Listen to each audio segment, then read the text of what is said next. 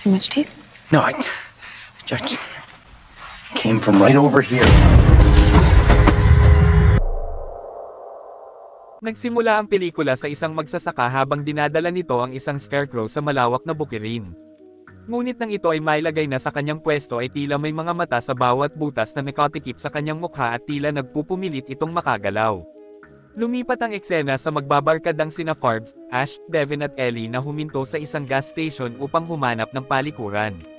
At dito makikita na habang naglalakad papalayo ang kanilang kasamang babae ay malalaman na may gusto pala si Ellie kay Ash.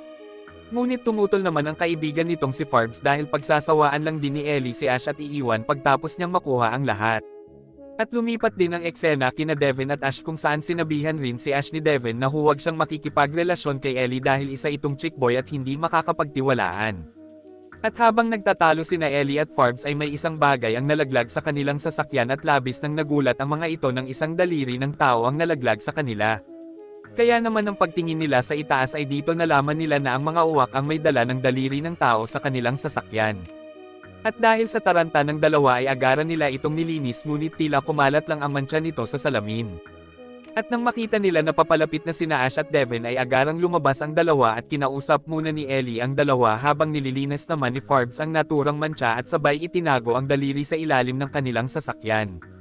At lumipas ang eksena habang nag-aayos na sila para sa kanilang gamit ay tila nakatitig si Ellie sa bola ni Devin ngunit nang mahuli niyang nakatingin sa kanya si Ellie ay tila nagustuhan pa niya ito.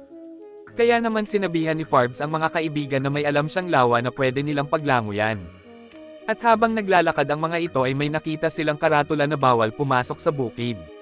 Ngunit hindi nagpatinag ang grupo kaya naman pumasok pa rin ang mga ito sa naturang lugar. At nang nasa loob na sila ng bukirin ay nakita nila ang isang scarecrow ngunit tila hindi naman ito mabisa sa mga uwak. At sa kabilang bahagi naman ng bukirin ay may isang tumatakbong tao habang nakasuot ng pang scarecrows at nang napagod ito ay tila nang hihingi ito ng tulong dahil sa kanyang natamong mga sugat. Ngunit ilang saglit lang ay may isang magsasaka ang dumating at sabay siyang kinuha nito. At nang makarating na ang magbabarkada sa lawa ay hindi na mapigilan ni Forbes ang kagustuhan nitong lumangoy kaya naman sumunod na rin ang tatlo.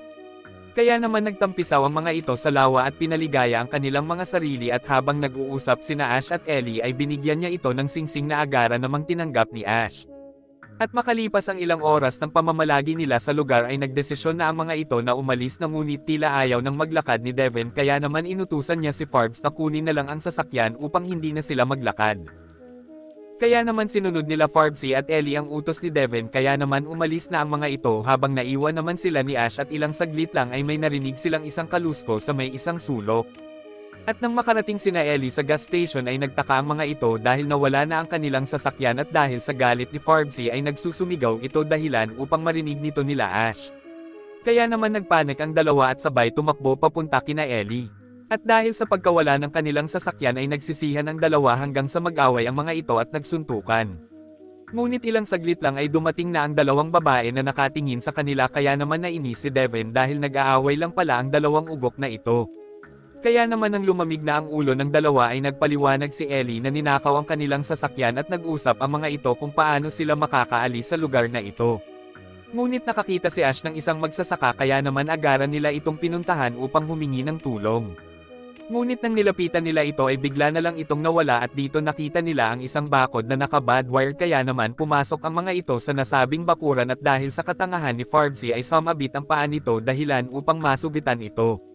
Kaya naman inakay nila ito papunta sa malawak na halamanan at upang makapagpahinga si Forbesy ay huminto muna sila sa isang scarecrows at sinabi ni Ellie na siya na lang maghahanap sa bahay ng nakita nilang magsasaka. Ngunit nagmungkahi rin si Devin na gusto niyang sumama kaya napatingin na lang si Ash na parang nilalandi ni Devin ang boyfriend nito. Ngunit kalaunan ay pumayag ito dahil may tiwala siya sa kanyang kaibigan. At nang mahanap na nila ang bahay ng magsasaka ay nagsusumigaw si Ellie upang humingi ng tulong ngunit bigla siyang kinalabit ni Devin upang magpakamot. Balik ang eksena kina Ash at Forbesy habang ito ay nagpapahinga at iniinda nito ang sugat na natamo ay kumuha ito ng pangmeryenda nila habang naghihintay ng tulong. Habang ibang meryenda naman ni Ellie ang pinapapak ni Devin at dahil sa isang kaluskos ay napatigil ang mga ito. At dahil sa kuryosidad ni Ellie ay napalingon ito sa likod at dito agaran siyang pinatumba ng magsasaka. Kaya naman nang makita ito ni Devin ay natakot ito kaya naman nang papatakbo na siya ay nahuli agad siya ng magsasaka at dinala sa bahay nito habang si Ellie naman ay naiwan sa gitna ng halamanan. Habang humihit-hit naman sila Ash at Farbsy ay napatingin si Ash sa Scarecrows dahil may nararamdaman itong kakaiba kaya naman naintriga ito. Ngunit sinabi naman ni Farbsy na kailangan niyang magbawas kaya naman tinulonggan ito ni Ash na pumunta sa isang sulok. At nang nakarating na sa bahay ang magsasaka ay dinala nito si Devin sa isang lumang imbakan at itinali ito sa upuan kasama ang lalaki na nakitang tumatakbo kanina. At nang magkaroon na ng malay si Devin ay nagmamakaawa ito sa magsasaka na pakawalan na siya ngunit tila wala sa isip ng magsasaka ang maawa kaya naman dinagdagan pa niya ang tali kay Devin. At dahil sa ingay ni Devin ay tinahi ng magsasaka ang bunganga nito at pinatulog siya nito. Habang sina Ash at Farbsy ay naabutan na ng gabi sa gitna ng halamanan at dahil sa tagal ng pagbabawas ni Farbsy ay pumunta ito sa Scarecrows at dito nakita niya na hindi mga damo ang laman nito kundi mga uhod. At dahil sa pagkabigla nito ay nagalaw ang ulo ng Scarecrows habang nililinis ni Ash ang mga uhod na bumagsak sa kanya. At nang muling magising sa Devin ay nakita niyang dinala na rin nito si Ellie at pinaupo nito at sabay tinurukan ng Pampar Alisa upang hindi ito makagalaw. Kaya naman pinilit ni Devin na gisingin si Ellie ngunit nabigo ito dahil napakahina lang ng kanyang boses dahil sa pagkakatahi nito. At dahil nainas na ang magsasaka kay Devin ay tinurukan na ito ng pampatulog at sabay sinuotan ng maskara na pang Scarecrows. Habang si Ash naman ay biglang pinatahimik ng isang lalaki na mapapag-alaman na anak ng magsasaka. At dito sinabi niya kay Ash na kanina pa sila nito pinagmamasda na bigla silang nag-trespass sa bukid nila. Kaya naman inaya niya si Ash na sumama sa kanya upang dalhin sa kanyang kaibigan at kanilang sasakyan na kinuha ng kanyang ama. At dahil sa wala ng pagpipilian si Ash ay sumama ito hanggang sa nakarating na ito sa kanilang sasakyan. At upang hindi sila makita ng ama nito ay pumunta ito sa isang imbakan at dito pinagtapat ng lalaki kay Ash na ang mga Scarecrows na nakita nila ay mga totoong tao na nag-trespass sa kanilang bukid. At sinabi rin nito na kaya pinapatay ng kanyang ama ang mga pumupunta sa kanila ay dahil may isang grupong trespasser ang bumaril sa kanyang ina na siya namang kinabaliw ng kanyang ama. Ngunit ilang saglit lang ay dumating na ang ama nito kaya naman pinagtago nito si Ash sa isang sulok.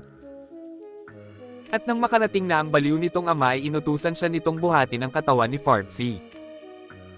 Kaya naman nagulantang si Ash nang malaman na kinuha nito ang kanyang amoy tae na kaibigan. At dito nakita niya na tinatalian na nito si Farbsy habang si Ellie naman ay nakasuot na ng pang Scarecrows.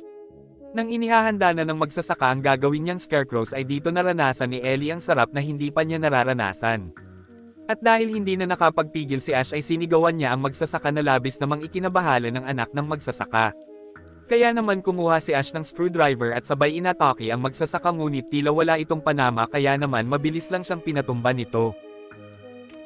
Pagkatapos nito ay dinala na ng mag-ama si Ellie sa gitna ng bukid upang ipang-display sa kanilang halamanan.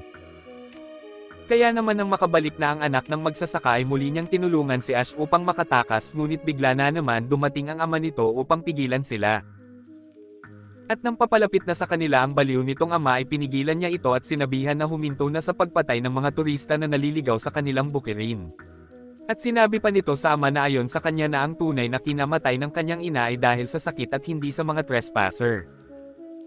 At dahil sa baliw na nga ito ay hindi na ito nakakaramdam ng emosyon kaya naman tinapos nito ang sarili niyang anak dahil sa pagtulong kay Ash.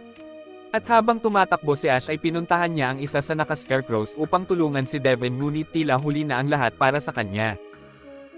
Kaya naman nang makarinig ito ng tao na papalapit sa kanya ay tumakbo ito hanggang sa makakita siya ng isa pang Scarecrows ngunit mapag-aalaman na ito pala ang baliw na magsasaka. Kaya naman naghabulan ulit ang mga ito hanggang sa naabutan nito si Ash kaya naman ng laban ito at nakakuha ng isang matulis na bagay at itinarak sa mukha ng baliw kaya agaran itong tumakbo at nagtago. Ngunit nakita niya si Farbsy na iniinda ang kanyang mga sugat dahil sa pagkakapako kaya naman tinulungan ito ni Ash. Ngunit biglang dumating ang baliw at tinulak siya nito sa lupa. At upang matulungan ni Farbsy ang kaibigan ay nagpapansin ito sa baliw ngunit pinatahimik lang din siya nito. At nang makagawa na ulit makatakas ni Ash nadapa naman ito ay naumpog sa isang bato. At nang dahil sa pagkahilo nito ay gumapang ito patungo sa isang sasakyan upang makahingi ng tulong. Ngunit tila makikita na abala ang mga ito sa kanilang exercise at nilakasan nila ang kanilang sound trip dahilan upang hindi nila marinig si Ash. Kaya naman wala na itong magawa at gumapang na lang patungo sa mga ito at nang mahahawakan na niya ang pinto ng sasakyan ay bigla naman siyang hinayla ng baliw na magsasaka at dinala sa kanyang bukirin. Kinabukasan ay makikita na sina Ash, Fargsy at dalawa pa nitong kaibigan ay ginawang scarecrows upang e-display sa mala MPRno nitong bukirin. At kung nagustuhan nyo ang ating movie recap at huwag nyo namang kalimutang mag-like, share and subscribe para sa susunod pa nating mga videos.